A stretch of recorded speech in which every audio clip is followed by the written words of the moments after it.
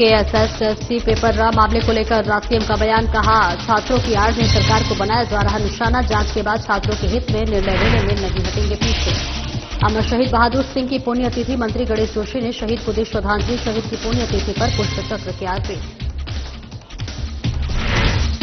हाथी बड़कला बाजार में गणेश जोशी ने चलाया जागरूकता अभियान। दुकानदारों को नए जीएसटी दरों के बारे में बताया। स्वदेशी उत्पादों को भी बढ़ावा देने की अपील की। काशीपुर में पेपर लीक मामले पर महिला कांग्रेस का प्रदर्शन। एमपी चौक पर फूका सरकार का पुतला। पूजा सिंह ने की सीबीआई जांच और पेपर पुनः कराने की मांग। और यूकेएसएसएससी पेपर लीक मामले में बड़ी कार्रवाई। सेक्टर मजिस्ट्रेट की इंक्वायरी सस्पेंड। हाईकोर्ट के रिटायर्ड जज की निगरानी में एसआईटी जांच।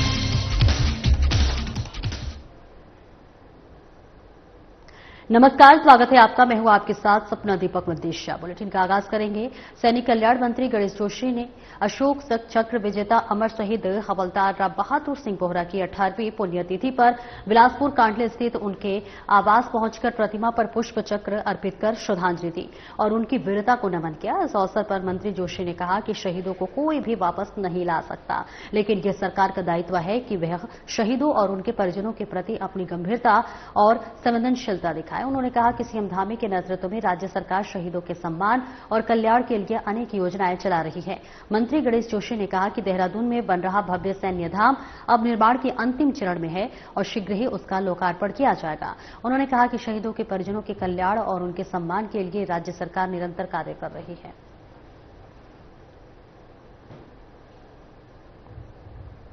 भारत माता की हवलदार बहादुर सिंह बोहरा अमर रहे, अमर रहे, अमर रहे। हवलदार बहादुर सिंह बोहरा अमर रहे, अमर रहे, अमर रहे। आज भारत माता की अमर सपूत, जिसने हंसते हंसते इस देश की रक्षा के लिए अपनी जान को कुर्बान किया, हवलदार बहादुर सिंह बोहरा अमर रहे। कैबिनेट मंत्री गणेश जोशी ने देहरादून के हाथी बड़कला बाजार में जीएसटी की नई दरों के व्यापक प्रचार प्रसार के लिए जन जागरूकता कार्यक्रम के अंतर्गत बाजार भ्रमण किया। इस दौरान कैबिनेट मंत्री गणेश जोशी ने दुकानदारों और स्थानीय नागरिकों से बातचीत कर उन्हें कर प्रणाली में हाल ही में लागू की गई नई दरों के संबंध में विस्तार से जानकारी दी। साथ ही उन्होंने स्वदेशी उत्पादों के उपयोग को बढ़ावा देने की अपील करते हुए कहा कि हमें दैनिक जीवन में अधिक से अधिक स्वदेशी वस्तुओं का प्रयोग करना चाहिए और विदेशी उत्पादों पर निर्भरता कम करनी चाहिए। कैबिनेट मंत्री ने कहा कि प्रधानमंत्री नरेंद्र मोदी के आत्मनिर्भर भारत के संकल्प को पूरा करने का सबसे सशक्त माध्यम स्वदेशी वस्तुओं का उपयोग है। इससे न केवल देश की अर्थव्यवस्था मजबूत होगी, बल्कि स्थानीय व्यापारियों और कारीगरों को भी लाभ मिलेगा।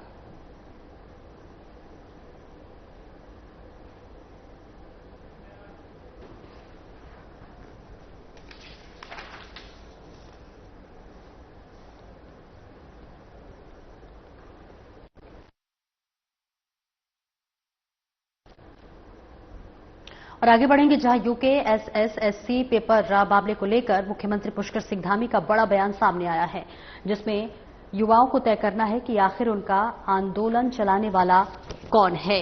आंदोलन के कारण युवा और नौजवानों को सड़क पर लाकर कौन साध रहे हैं अपना हित। किन लोगों ने आंदोलन को राजनीति की तरफ धकेला। छात्रों की आड़ में सरकार को बनाया जा रहा निशाना। आंदोलन का कर दिया राजनीतिकरण। कई ऐसे लोग जिनका युवाओं और भर्ती परीक्षाओं से कोई लेना देना नहीं, केवल अपना स्वार्थ करना चाहते। सिद्ध 25,000 नियुक्तियां बिना किसी भ्रष्टाचार के पारदर्शी तरीके से संपन्न की। हमारा संकल्प सभी परीक्षाओं को लेकर आगे भी कैलेंडर करेंगे जारी। युवाओं की तरफ से पेपर मामले को लेकर आई थी एक स्थान पर शिकायत के बाद मामले के सेवानिवृत्त न्यायमूर्ति की निगरानी में एसआईटी जांच का किया गठन। 1 महीने तक भर्ती प्रक्रिया में लगाई रोक, तब तक नहीं आएगा कोई भी परिणाम। एसआईटी की जांच के बाद छात्रों के हित में निर्णय लेने के लिए 1 मिनट भी नहीं हटेंगे पीछे। आंदोलन में देशद्रोह के लगाए जा रहे नारे, सनातन धर्म का किया जा रहा अपमान। राज्य के युवा विवेकशील और राष्ट्रवादी।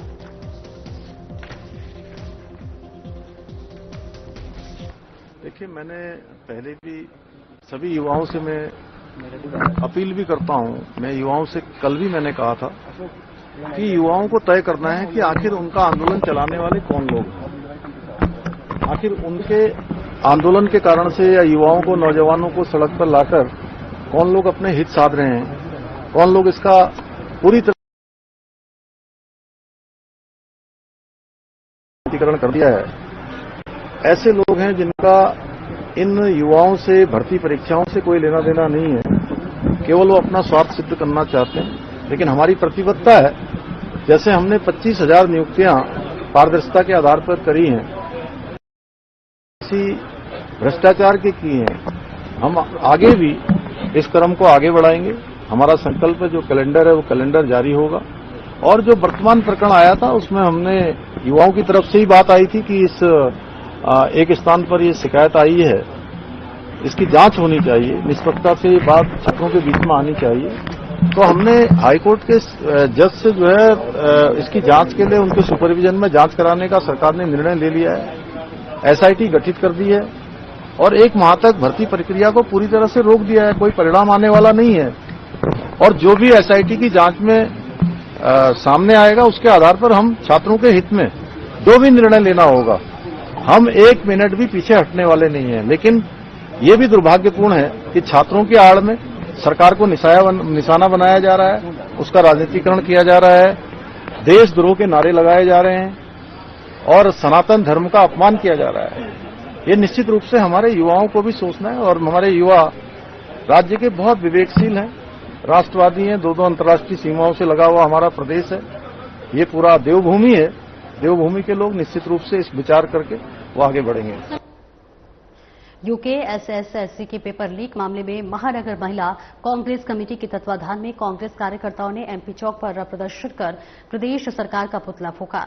इस दौरान कांग्रेसियों ने मामले की सीबीआई जांच और पेपर को दोबारा किए जाने की मांग की। महानगर महिला कांग्रेस अध्यक्ष पूजा सिंह ने कहा कि पेपर लीक के पीछे शामिल लोगों के नाम उजागर हो और उनको जेल भेजा जाए।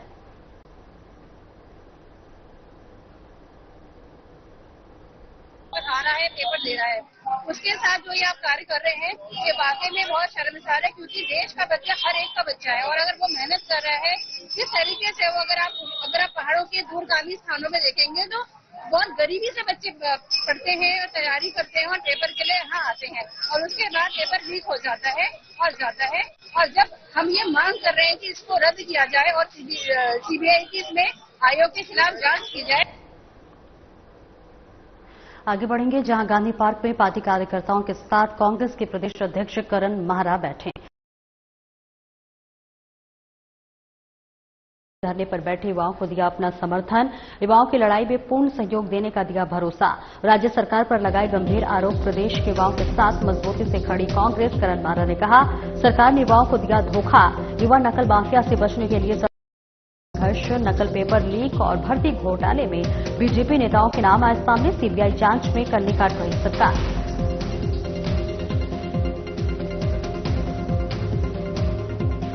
नाम सुना होगा, फर्जी दस्तावेजों के आधार पे एक बड़े भूखंड को खुरद करने का काम किया। आईटीसी गठित हुई, एसआईटी गठित हुई और उसके बाद मोनू बॉलर की गिरफ्तारी के साथ साथ 2 पुलिसकर्मी भी गिरफ्तार हुए। एक बड़े पुलिस अधिकारी का भी नाम हवाओं में तैर रहा है और पुतले जलाए जा रहे करण महरा के। जब संतरेसा की बेटी, वो 14 साल की दलित बेटी का बलात्कार हुआ, जब वो 14 साल की बेटी की हत्या हो गई, उस समय करण महरा का पुतला जलाने वाले लोग घरों में सोए थे, क्योंकि बीजेपी के आदमी का हाथ था। भर्ती घोटाला 2022 में भी एक भर्ती घोटाला हुआ। कौन पकड़ा गया? हाकम सिंह, बीजेपी का पूर्व जिला पंचायत सदस्य, आज की डेट में तब वर्तमान में जिला पंचायत थे। जान लगा देंगे, क्योंकि पता है जिस दिन सीबीआई जांच हो गई और मछली का नाम आ गया तो ये सरकार 12 घंटे के अंदर गिर जाएगी। हरिद्वार से आप और हम सब लोग 300 किलोमीटर पैदल चले केदारनाथ तक, और तब वो तथाकथित पत्रकार, मैं उसको पत्रकार नहीं कह सकता, तथाकथित पत्रकार ने उस यात्रा को, जबकि वहीं का नहीं दिखाया अपने पोर्टल में। फौजी पृष्ठभूमि के बच्चे हैं, किसी का बाप फौज में है तो किसी का भाई फौज में है, किसी के दादा फौज में रहे, और ये कह रहे हैं कि जो आंदोलन कर रहे हैं जिहादी हैं। ये कहते हैं नकल जिहाद नाम दिया है। धामी को शर्म आनी चाहिए, धामी को शर्म आनी चाहिए कि पहाड़ के फौजियों के बच्चों को वो इस तरीके से बदनाम करने की कोशिश कर रहा है। यूके एसएसएससी पेपर लीक में सरकार ने बड़ी कार्रवाई की है। हरिद्वार के सेक्टर मजिस्ट्रेट के तिवारी को तत्काल प्रभाव से सस्पेंड कर दिया गया है। टिहरी के अग्रोड़ा कॉलेज की असिस्टेंट प्रोफेसर राजसुमन को पेपर हल कर भेजने के आरोप में निलंबित किया गया है। हरिद्वार एसएसपी ने परीक्षा केंद्र पर तैनात दारोगा रोहित कुमार और सिपाही ब्रह्मदत्त जोशी को भी सस्पेंड कर दिया गया है। पूरे मामले की जांच की जिम्मेदारी जो है रुड़की सीओ नरेंद्र पंत को सौंपी गई है। 21 सितंबर को हरिद्वार के आदर्श बाल इंटर कॉलेज से पेपर लीक का मामला सामने आया था और अब तक खालिद और उसकी बहन साबिया गिरफ्तार किए जा चुके हैं। हाईकोर्ट के रिटायर्ड जज की निगरानी में एसआईटी की जांच लगातार जारी है। इसी मामले में जिस भी सेंटर में ये घटना हुई थी उस सेंटर में जो भी निरीक्षक जो काम उस पर लगे थे ट्रेसिंग चेकिंग में और एक कांस्टेबल उनको निलंबित किया गया है। और इसमें सीईओ और इनसे भी जवाब लिया गया है कि किन परिस्थितियों में ये संभव हुआ कि एक व्यक्ति द्वारा एक फोन को सेंटर में ले जाया गया, क्योंकि अभी प्रारंभिक जांच चल रही है, एसआईटी इस पर काम कर रही है, उससे पूरा सहयोग हमारे द्वारा किया जाएगा। लेकिन जो प्रथम दृष्टया जो कमी इसमें दिखाई दी है उस पर एक्शन किया गया सर। वो तो आगे क्योंकि एसआईटी इस पूरे ही प्रकरण में काम कर रही है, जो पुलिस के स्तर पर जो नेग्लिजेंसी हुई है उस पर पुलिस के द्वारा कार्रवाई की गई। और एक ब्रेक के लिए रोकेंगे, जल्द लौटते हैं।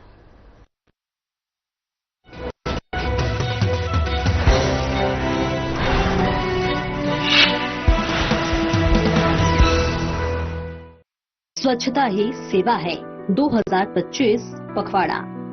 स्वच्छता है तो स्वास्थ्य है, स्वास्थ्य है तो समृद्धि है। नगर निगम देहरादून की शहरवासियों से अपील, कृपया घर का गीला, सूखा व घरेलू संकटमय कूड़ा पृथक पृथक कर नगर निगम के कूड़ा वाहन में ही दे। सफाई से संबंधित किसी भी शिकायत के लिए आप नगर निगम के टोल फ्री नंबर 1800-1804-571 पर कॉल कर सकते हैं। सिंगल यूज प्लास्टिक का प्रयोग न करें। भवन निर्माण अपशिष्ट आदि को सड़कों और गलियों में न डालें। निवेदक सौरभ थपलियाल, महापौर नगर निगम देहरादून एवं नमामि बंसल आईएएस मुख्य नगर आयुक्त देहरादून।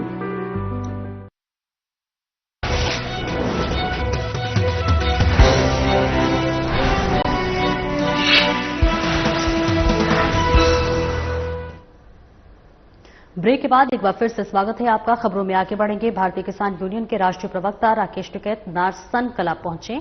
राकेश टिकैत को देखकर किसानों में जोश की लहर दौड़ गई। आपको बता दें कि भाकियों के राष्ट्रीय प्रवक्ता राकेश टिकैत खुद ट्रैक्टर चलाकर सभास्थल पहुंचे और किसानों के बीच बैठकर संगठन को और मजबूत करने का ऐलान किया। उन्होंने साफ तौर पर कहा है कि टोल प्लाजा की लड़ाई ने किसानों की ताकत को दर्शाया और अब बड़ी महापंचायत की तैयारी होगी। टिकैत ने सरकार को चेतावनी दी है कि पेपर लीक पर युवाओं के साथ खिलवाड़ बर्दाश्त नहीं होगा। लीक होने पर परीक्षा कैंसिल कर दोबारा कराई जाए और नकल विरोधी कानून सख्ती से लागू हो।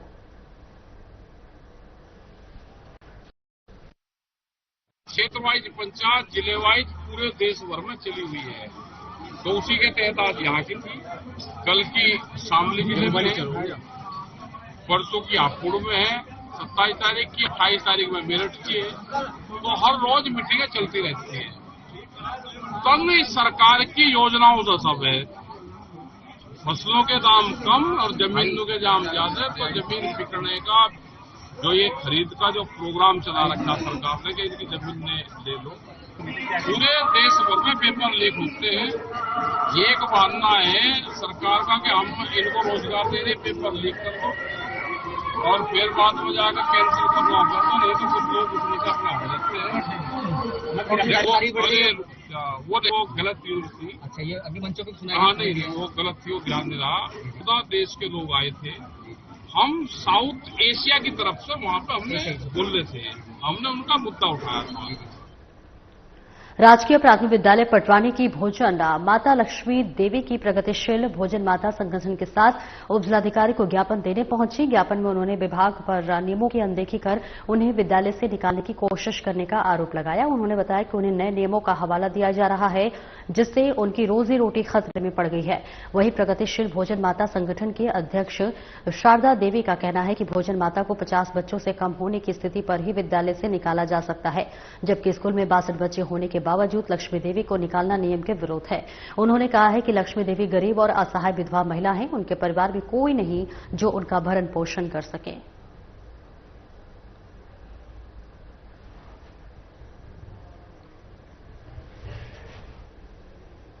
मुझे हटाया गया है। 15 साल हो गए मुझे वहाँ खाना बनाते और क्या कहते हैं, मेरा पति भी नहीं है और लड़का भी मेरा छोटा है। और क्या कहते हैं, मुझे 15 साल से हटाया गया है। ऐसे बोल रहे हैं कि 100 बच्चों से ज़्यादा होंगे, इसलिए आपको रखा जाएगा, नहीं तो आप हटो, ऐसे बोल रहे हैं। और आगे बढ़ेंगे, जहां पुलिस मुख्यालय में डीजीपी अभिनव कुमार की एक संगोष्ठी हुई है। इस बीच आपको बता दें, जहां पुलिस मुख्यालय में डीजीपी अभिनव कुमार की गोष्ठी एसएसबी प्रशिक्षु अधिकारियों के साथ संवाद किया। डीजीपी ने राज्य की भौगोलिक स्थिति, पुलिस संरचना और पुलिसिंग की चुनौतियों पर विस्तृत जानकारी दी। भारत नेपाल सीमा की संवेदनशीलता पर पुलिस और एसएसबी के सीमा सुरक्षा प्रबंधन पर भी चर्चा की। युवा अधिकारियों और प्रोफेशनलिज्म और समर्पण के साथ देश सेवा के लिए किया गया प्रेरित। सीमा और आंतरिक सुरक्षा में एसएसबी और उत्तराखंड पुलिस का समन्वय। डीजीपी दीपम सेठ ने कहा, सेवा सुरक्षा और बंधुत्व का प्रतीक है। इस बीच भारत नेपाल सीमा की सुरक्षा, अपराधों की रोकथाम और आपदा प्रबंधन में एसएसबी और पुलिस के बीच समन्वय महत्वपूर्ण। राज्य पुलिस के 13 थाने, 14 चौकियों और 19 पुलिस इकाइयां नेपाल सीमा पर सक्रिय। एसएसबी की 4 बटालियन और 71 बॉर्डर आउटपोस्ट सीमा सुरक्षा पर तैनात। एसएसबी का रानीखेत में सीमांत मुख्यालय और अल्मोड़ा में सेक्टर मुख्यालय स्थापित। इसके साथ ही साथ डीजीपी ने प्रशिक्षु अधिकारियों से अपेक्षा की, भविष्य की नियुक्तियों में प्रशिक्षण के अनुभव को व्यवहारिक रूप में करेंगे लागू। सीमा प्रबंधन और आंतरिक सुरक्षा को बनाएंगे सुदृढ़।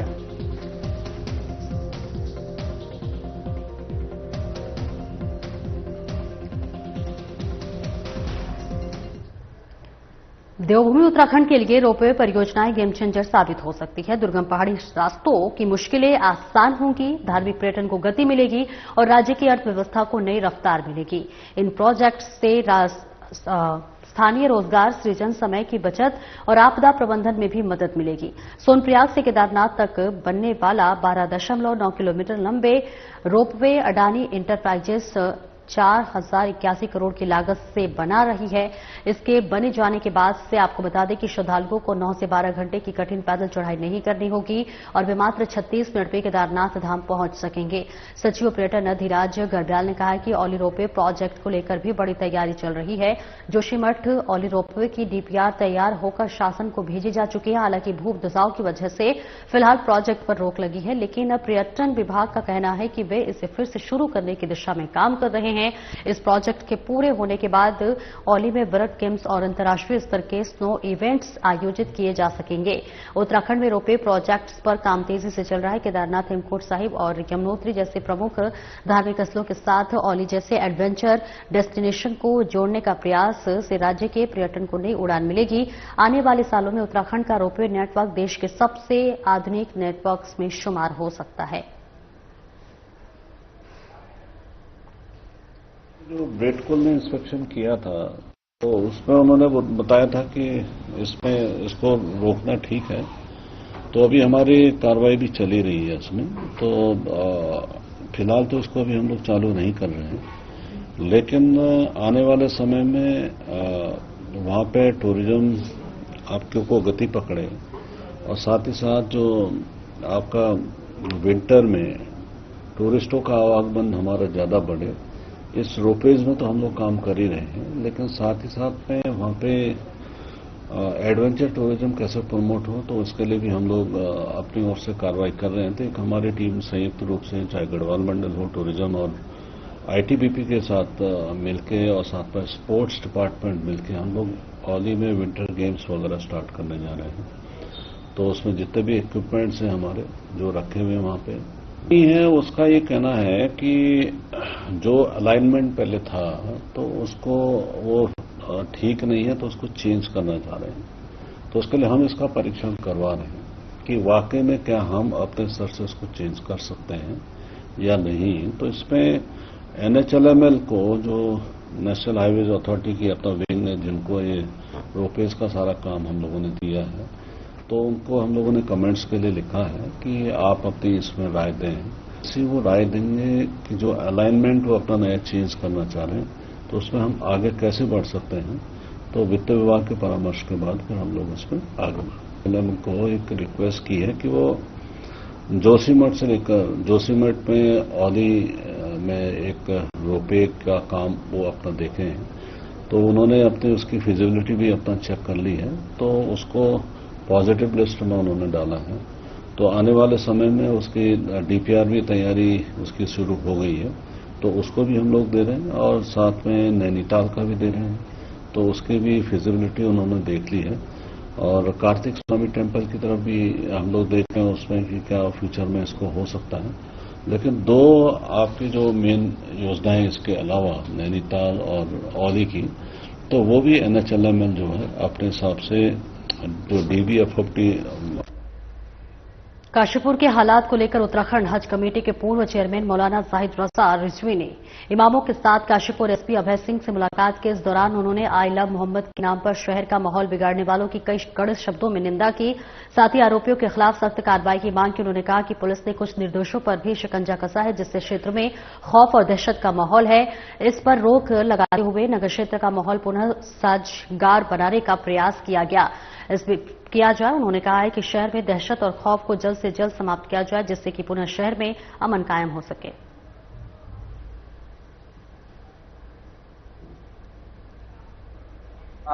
SP साहब अभय प्रताप जी हमारे रुद्रपुर भी रहे हैं। मैं जब ये वाकया हुआ तो 3 दिन पहले दिल्ली में था, लेकिन मुझे इंतहाई अफसोस और बड़ी तशवीश भी थी इन तमाम वाकयात को लेकर। काशीपुर जाहिर है कि मेरा बहुत कुर्ब है, मेरे शहर से नजदीक है और उधम सिंह नगर का एक अहम तरीन शहर है। आज बहुत तफसील से मुलाकात हुई, बहुत इत्मीनान बख्श बात हुई और जो गलतफहमियां थी वो भी दूर हुई हैं। क्योंकि अफवाहों का बड़ा बाजार गर्म है और शरपसंद और असामाजिक लोगों का यही काम होता है कि वो खौफ का, दहशत का माहौल पैदा करें। नंदा की चौकी पाउडा राजमार्ग पर वाहनों का आवागमन शुरू हो गया है। आपको बता दें कि बीते 15 और 16 सितंबर को अतिवृष्टि के कारण नंदा की चौकी के पास क्षतिग्रस्त हुए मोटर पुल के स्थान पर लोक निर्माण विभाग की ओर से ह्यूम पाइप डालकर वैकल्पिक पुल निर्माण कार्य पूर्ण कर लिया गया है, जिस पर वाहनों की आवाजाही शुरू हो गई है। जिला प्रशासन देहरादून की ओर से जिले में भीषण आपदा के बाद प्रभावित क्षेत्रों में रेस्टोरेशन कार्य युद्धस्तर पर जारी है। अधिकतर संपर्क मार्गों को यातायात के लिए खोल दिया गया है। प्रभावित लोगों को रेस्क्यू और राहत पहुंचाने के बाद आपातग्रस्त क्षेत्रों में बुनियादी सुविधाओं का युद्ध स्तर पर बहाल कर दिया जा रहा है। डीएम समीर बंसल स्वयं ग्राउंड जीरो पर राहत, बचाव और रेस्टोरेशन कार्यों की मॉनिटरिंग कर रहे हैं।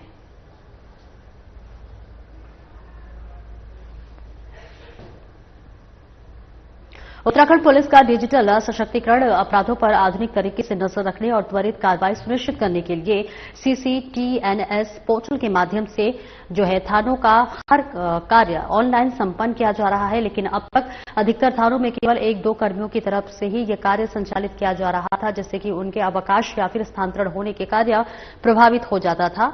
IG कुमायूं रिद्धिमा अग्रवाल के निर्देशानुसार अब पुलिस लाइन नैनीताल में मास्टर ट्रेनरों को CCTNS प्रशिक्षण दिया जा रहा है। प्रत्येक जनपद के प्रत्येक थाने से इच्छुक और तकनीकी रूप से दक्ष कर्मचारियों को अगले 4 माह तक विशेष प्रशिक्षण प्रदान किया जाएगा। बड़े थानों में 4 से 5 कर्मचारी और छोटे थानों में 2 से 3 कर्मचारियों का टेक्निकल पोल तैयार किया जाएगा। इन प्रशिक्षित कर्मचारियों को CCTNS और अन्य आधुनिक तकनीकी प्रणालियों का गहन ज्ञान दिया जाएगा।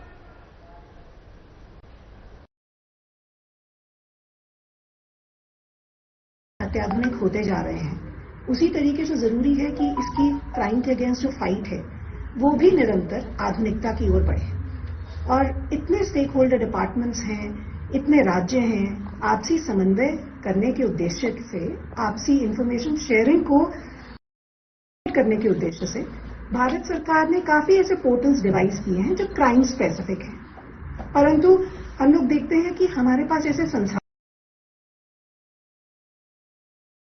अब अगर देखा जाए CCTNS के ट्रेंड कर्मचारी हमारे हर थाने में 1 या 2 कर्मचारी हैं। तो इसी उद्देश्य की पूर्ति के लिए को टेक्निकल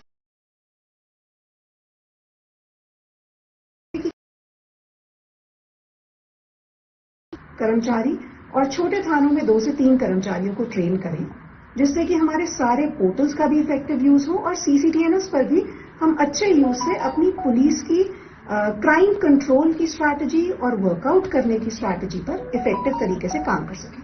के साथ ये ट्रेनिंग जनपद नैनीताल की पुलिस जा रही है, जिसमें हर जनपद के कुमाऊं परिक्षेत्र के हर थाने से इच्छुक और टेक्निकली स्ट्रांग कर्मचारियों को सिलेक्ट करके अगले 3 से 4 माह में ये पूल बनाने का उद्देश्य है। फिलहाल इस बुलेटिन में इतना ही। नमस्कार।